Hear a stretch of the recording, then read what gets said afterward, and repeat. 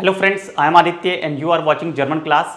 Welcome back to the new vocabulary, new session and new vocab session, word charts. In this video we learn vocabulary. This is very important for everyone whosoever is learning German.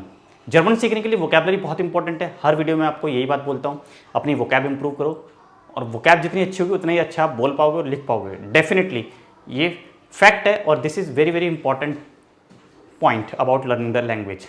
कोई भी language हो, vocab important है. Vocab अच्छी होगी तो आप अच्छे से लिख पाओगे और समझ पाओगे. This is the base. Word shorts की अलग से प्लेलिस्ट है सेपरेट, आप जाके चेक कर सकते हो पुरानी वीडियोस. चलिए शुरू करते हैं.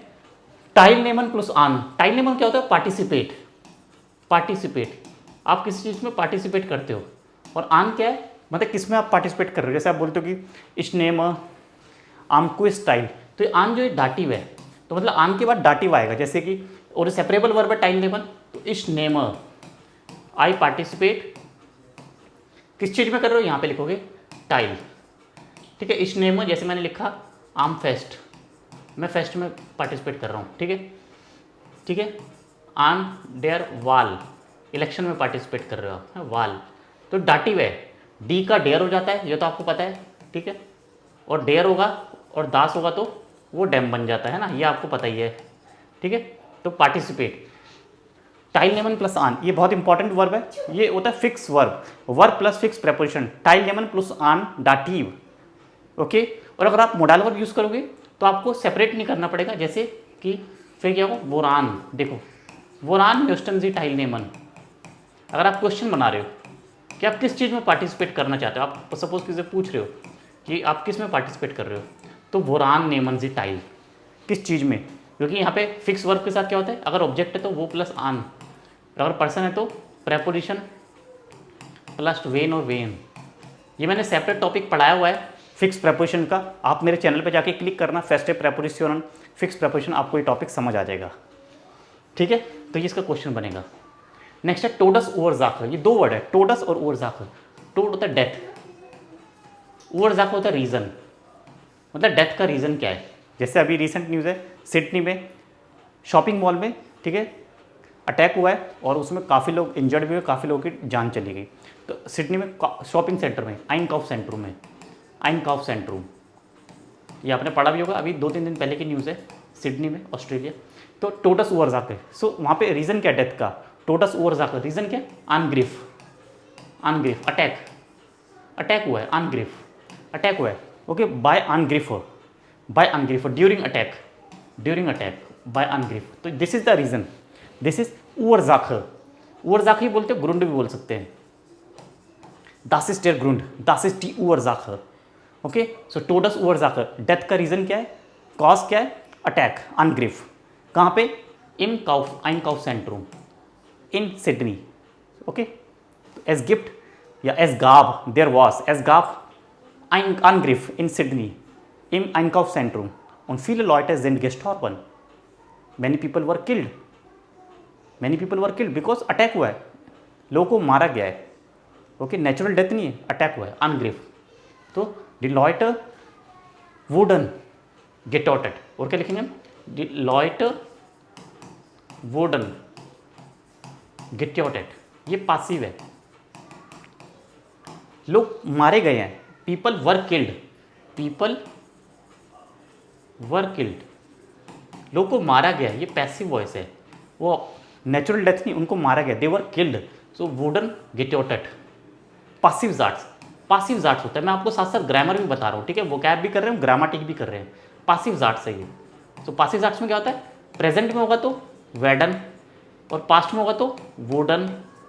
ठीक है. और साथ में क्या आएगा? परफेक्ट. तो ये पासिव. ये भी मैंने वीडियो बनाई हुई है, हर एक टॉपिक पे मैंने 3 से 4 वीडियो बनाई हुई है. आपको सिर्फ चैनल पे जाके सर्च करना है पासिव जाट्स, रिलेटिव प्रोनोमन, फेस्टिव preposition, accusative case, dative case. सारी वीडियोस आपको खुल के आ जाएंगी, आराम से देखो. और अगर आपको कोचिंग चाहिए, क्लासेस चाहिए, हमारे बैचेस ज्वाइन करने हैं, तो उसके लिए डिस्क्रिप्शन में मैंने लिंक दिया हुआ वेबसाइट का, आप क्लिक करो, सारी डिटेल्स आपको मिल जाएंगी और आपको कॉन्टैक्ट डिटेल्स भी मिल जाएंगी. ठीक है. You can contact us. चलिए शुरू करते हैं. लेवन स्टील. यहाँ पे देखो दो वर्ड है, लेवन स्टील मतलब लाइफ स्टाइल. आर्टिकल क्या होगा? डेयर. जब दो वर्ड होते हैं तो उसमें जो लास्ट वर्ड होता है उसका आर्टिकल लेते हैं. जैसे यहाँ पे दास लेवन है, ठीक है, और प्लस पे क्या डेयर स्टील। तो इस केस में क्या करेंगे हम, डेयर का हम आर्टिकल लेंगे तो डेयर लेवन स्टील। लाइफस्टाइल, ठीक है, लाइफस्टाइल जैसे हम बोलते हैं ein gesunder Lebensstil, मतलब हेल्दी लाइफस्टाइल होना चाहिए ना सबका। ein gesunder Lebensstil, ein gesunder Lebensstil, एक हेल्दी लाइफस्टाइल होना चाहिए सबका, ठीक है। जैसे ich interessiere mich für einen gesunden Lebensstil, I am interested in healthy lifestyle, मैं इंटरेस्टेड हूँ हेल्दी लाइफस्टाइल में। तो अकुजाटिव होगा तो ये आइनन हो जाएगा, ठीक है। ये नॉमिनेटिव है, ये अकुजाटिव है, ठीक है। तो ये सब बेसिक हैं जो A1 A2 में आप सीखते हो। B1 तक जाते जाते आपके बेस स्ट्रॉन्ग हो जाता है। तो इसलिए मैं बोलता हूँ हमेशा A1 A2 पे अच्छे से फोकस करो, अच्छे से टाइम दो, खूब मेहनत करो ताकि आपका बेस स्ट्रॉन्ग हो जाए। फिर ये सब चीज़ जो मैं बता रहा हूँ बहुत आपको ईजी लगती। तो जिनका बेस स्ट्रॉन्ग है, जिन्होंने A1 A2 अच्छे से किया हुआ है, उनको ये चीज़ें समझ आ रही है कि कैसे हम सेंटेंसेस बना रहे हैं। B1 में भी आप ये चीज़ें काफ़ी हद तक सीखते हो, लेकिन A1 A2 में बेस स्ट्रॉन्ग होना जरूरी है। नेक्स्ट, एंटसाइडेंड रोल, डी रोल होता है। तो यहाँ पे देख लो एंटसाइडेंड, डिसाइडिंग रोल। जैसे हम बोलते हैं ये चीज़ बहुत इंपॉर्टेंट है, ये डिसाइडिंग फैक्टर है, ये इस चीज़ का डिसाइडिंग रोल प्ले करती है। ओके, द स्पील्ड एंटसाइडेंड रोल, जैसे हम बोलते हैं German play a deciding role in getting a job. Job लेने के लिए जर्मन प्रोफाइल में जर्मन लैंग्वेज का आना बहुत जरूरी है, ये एक एंटसाइडेंड रोल है। तो क्या बोलेंगे, डॉयच स्पील्ड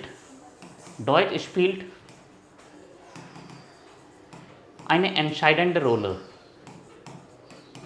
एंटसाइडेंड मतलब डिसाइडिंग रोल है, एंटसाइडेंड रोल। या फिर हम बोल सकते हैं विस्टिग रोल, जैसे हम बोलते हैं ना मनी प्ले इंपॉर्टेंट रोल। तो ये तो बहुत कॉमन फ्रेज आपको पता ही है, विस्टिग रोल स्पीलन। कोई भी चीज़ इंपॉर्टेंट रोल प्ले करती है तो विस्टिग रोल स्पीलन या फिर एंटसाइडेंड रोल स्पीलन, ठीक है। ये दोनों चीज़ें आपको बहुत अच्छे से ध्यान रखनी है, ठीक है। दोनों ही बहुत ज़्यादा इंपॉर्टेंट है, समझ गया। एंटसाइडेंड रोल। एट वाज फॉरबॉयगन मतलब प्रिवेंट करना, किसी चीज़ को अवॉइड करना। एट वाज फॉरबॉयगन, जैसे कोई प्रॉब्लम हो रही है, हेल्थ में प्रॉब्लम है, बेशवेडर कंप्लेंट कर रहा हो आप किसी चीज़ को, कोई बीमारी हो गई है, बीपी, शुगर, कैंसर, ये सब आजकल बहुत कॉमन प्रॉब्लम्स है, ठीक है। तो एट वाज फॉरबॉयगन, यू वांट टू प्रिवेंट। फॉरबॉयगन मीन्स प्रिवेंट करना, आप उस चीज़ को अवॉइड करना चाहते हो, प्रिवेंट करना चाहते हो ताकि आपको उससे कोई प्रॉब्लम ना हो। तो दैट इज फॉरबॉयगन, इंपॉर्टेंट वर्ब है, ध्यान रखना। क्या चीज़ मैंने लिखी, बेशवेडर, कंप्लेंट मतलब आपको कोई प्रॉब्लम है हेल्थ से रिलेटेड, हेल्थ इश्यू की मैं बात कर रहा हूँ। गेजुंडहाइट, तो डी गेजुंडहाइट होता है। तो ich möchte meine Beschwerde vorbeugen, I would like to prevent, I would like to avoid, vermeiden, avoid के लिए एक और वर्ड है vermeiden, मैं अवॉइड करना चाहता हूँ, ठीक है। अवॉइड करना चाहता हूँ क्या, अपनी कंप्लेन, अपनी प्रॉब्लम को। फॉरबॉयगन, समझ आ रहा है आपको? आई होप आपको समझ आ रहा होगा। कोई भी कमेंट करना है, फीडबैक देना है, अच्छा या ख़राब, दोनों ही फीडबैक एक्सेप्टेबल है। प्लीज़ कमेंट करके जरूर बताना, शायद अगली वीडियो में और अच्छे से इंप्रूव करूँगा उस चीज़ को, ठीक है। पॉजिटिव फीडबैक रखोगे, आप लोग लिखते ही हो। कोई चीज़ सजेशन अगर आपको देना है, खराब से मतलब सजेशन है, ठीक है। If you want to give any suggestion vorschlag so bitte schreiben Sie in die Kommentare। Next, श्लाफ। अभी श्लाफ क्या, ये नाउन है, डेयर श्लाफ। वर्ब क्या होती है, श्लाफन, ये आपने पढ़ाई है श्लाफन। तो वर्ब से नाउन बनते हैं, ये वर्ब है और ये नाउन है। नाउन का फर्स्ट लेटर कैपिटल होता है, वर्ब में स्मॉल होता है। तो डेयर श्लाफ, तो जैसे हम लिखेंगे अ गुड स्लीप, है ना, a good sleep is very important, अच्छी स्लीप बहुत जरूरी है। कैसे लिखेंगे, ein guter Schlaf, ऐसे यूज करेंगे, ein guter Schlaf ist sehr wichtig, ठीक है। अच्छी स्लीप बहुत इंपॉर्टेंट है ना, अगर अच्छे से सोओगे आप तो आपका माइंड फ्रेश रहेगा, आपकी बॉडी हेल्दी रहेगी। तो इसलिए बोलते हैं 7 to 8 आवर्स की स्लीप हर एक को लेनी चाहिए, हेल्दी स्लीप, ठीक है। Okay, ein guter Schlaf।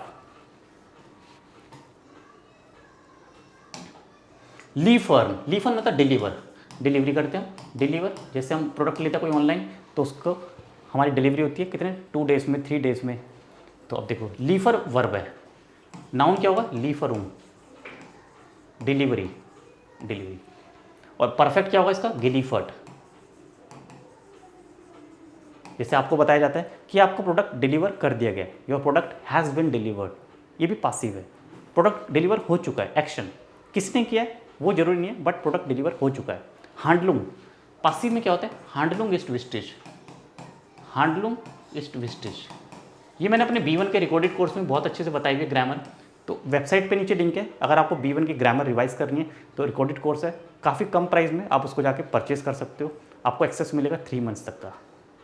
ऐसे B2 का भी रिकॉर्डेड ग्रामर कोर्स अवेलेबल है। वेबसाइट पे आप जाइए, नीचे डिस्क्रिप्शन में लिंक है वेबसाइट का, क्लिक करो, सारी डिटेल्स मिलेंगी। हाँ, तो यहाँ पे लिखना है हमें जैसे आपका प्रोडक्ट डिलीवर हो चुका है, तो दाइन प्रोडक्ट वुड डिलीवर्ड,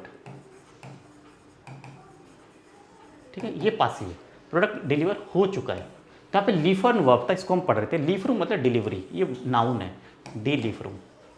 तो एक वर्ब है, उससे नाउन भी बनता है, ठीक है। परफेक्ट टेंस पे आपको आना चाहिए, प्रेजेंट टेंस पे आना चाहिए, ये सब चीज़ें बहुत इंपॉर्टेंट है, ये सब आपको करनी है प्रैक्टिस। यूबर होलन क्या था, टेक ओवर।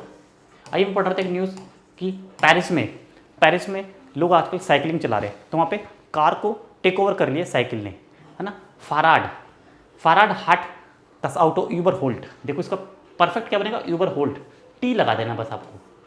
तो क्या लिखेगा, फाराड हाट दस आउटो यूबर होल्ट। इंग्लिश में बोलते हैं ओवरहोल करना, मतलब ओवरटेक करना, मतलब अब साइकिल ज़्यादा पॉपुलर हो रही है as a mode of transport. ये वर्ड देख रहे हो, फोर्टबेवेगुंसमिटल, मोड ऑफ ट्रांसपोर्ट, ये मैंने वर्ड वहीं से लिया है। तो साइकिल जो है ज़्यादा पॉपुलर हो रही है एज कम्पेयर टू कार के कंपेरिजन में लोग साइकिल ज़्यादा चला रहे हैं एज ए फोर्टबेवेगुंसमिटल। फाराड इस्ट देयर बिलीव्ड, क्या बोलते हैं पॉपुलर को, बिलीव्ड। Fahrrad ist sehr beliebt als Fortbewegungsmittel. Okay, cycle is more popular. Is popular. काउम होता है हार्डली, ना के बराबर। जैसे आप बोलते हो, किसी ने पूछा haben Sie Geld? Ich habe kaum Geld. I have hardly money. Ich habe kaum gelesen. I have hardly read. मैंने बिल्कुल भी तैयारी नहीं करी है। तो काउम मतलब ना के बराबर, बिल्कुल भी नहीं। काउम नेगेटिव वर्ड है, ठीक है, ये नेगेटिव वर्ड है काउम, कई बार यूज़ होता है, आप देखोगे टेक्स्ट में आपको मिल जाएगा, स्पीकिंग में भी लोग यूज़ करते हैं काउम। Okay, ich habe kaum gesehen, ich habe niemand gesehen, okay, I have seen no one, hardly, समझ गए, मतलब ना के बराबर। voraussichtlich, एक्सपेक्टेड, जैसे मैंने बोला voraussichtlich kann man sagen, as expectedly one can say, मतलब एज्यूम कर रहे हैं, एक्सपेक्ट कर रहे हैं किसी चीज़ को, जैसे कि बारिश आ सकती है, voraussichtlich kann man sagen, ये बहुत अच्छा वर्ड है, यूज़ करते हैं काफ़ी लोग, एक्सपेक्टेड। इसके और भी मीनिंग्स होंगे, आपको डिक्शनरी में देखोगे, चेक करके मिल जाएगा। voraussichtlich, something that you assume, something is going to happen, okay. Expected, like voraussichtlich wird das Buch nächsten Monat ऑफ द मार्क्ड जाइन, मतलब एक्सपेक्टेड है कि नेक्स्ट मंथ वाली बुक मार्केट में आ जाएगी, तो voraussichtlich, ओके, एक्सपेक्टेड है। ये एज ए एडजेक्टिव यूज़ करना है, एडवर्ब, voraussichtlich, ये वर्ब नहीं है, नाउन नहीं है, एडवर्ब की तरह यूज़ करना है। voraussichtlich kann man sagen, voraussichtlich wird es geschehen, voraussichtlich wird das klappen, wird das passieren, something might happen, something might take place। और लास्ट मैंने बताया Bewegungsmittel, मोड ऑफ ट्रांसपोर्ट क्या क्या होते हैं, जैसे बस, सुख, आउटो, फाराट, सुख और बान, हाँ, दोनों को हम बोलते हैं ट्रेन, ये तो आपको पता ही है। ऐसी फ्लुक्सॉइक, एरोप्लेन, शिप, हेलीकॉप्टर, ठीक है, ये सारे क्या मोड ऑफ ट्रांसपोर्ट। 10 मीटर होता है, और प्लूरल होगा तो डी, स्पेलिंग सेम रहेगी, दास और डी, बस आर्टिकल चेंज रहेगा, ठीक है। तो ये आज की क्लास थी, thank you so much for watching.